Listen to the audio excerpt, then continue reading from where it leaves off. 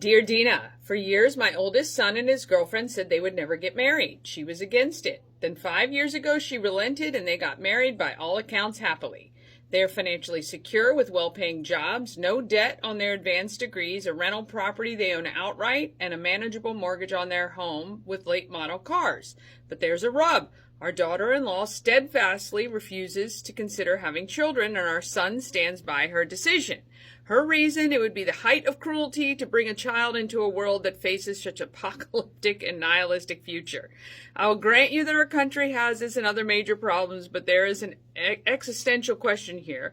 What have my and my wife's lives amounted to if we have not inculcated a basic will to survive the next generation? To make matters more complicated, they channel all their time and energy into biking, hiking, rock climbing, kayaking, etc. We despair that our younger children will make the same lifestyle choices, especially under the influence of their older sibling, signed never to be grandparents. Lots. That was a very well thought out, dear Dina. I appreciate all of the background, giving us a full picture. You know, you feel like we've done our job as parents, working ourselves out of a job.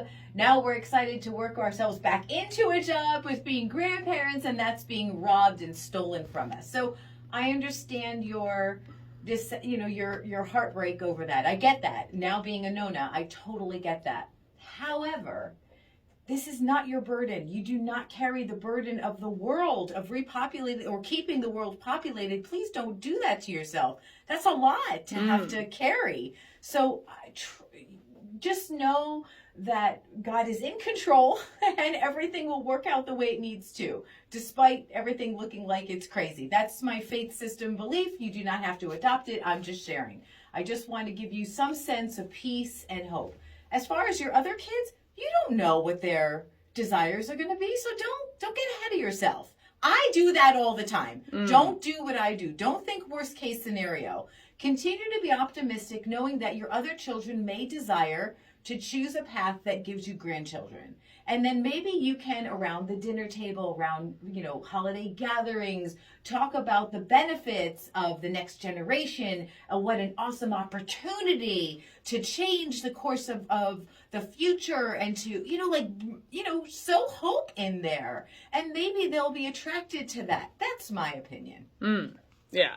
Fred, why are we worried about this? I mean, if my kids decided not to have kids, I'm going to love them no less. No, I don't I'm think going to he love them doesn't any love more. them any less. I think it's more of a heartache, like, oh my gosh, I think he's carrying a burden that doesn't need to be there. Yeah, don't, there's plenty in life to, get some big brothers, big sisters, foster or mentor young people. There's plenty of them in this. If you have this need to want to love someone, there are plenty of people in this community that would love that, that outreach. So yeah, don't worry about it. If you've got something that you're struggling with, you just want another perspective, we're here for you.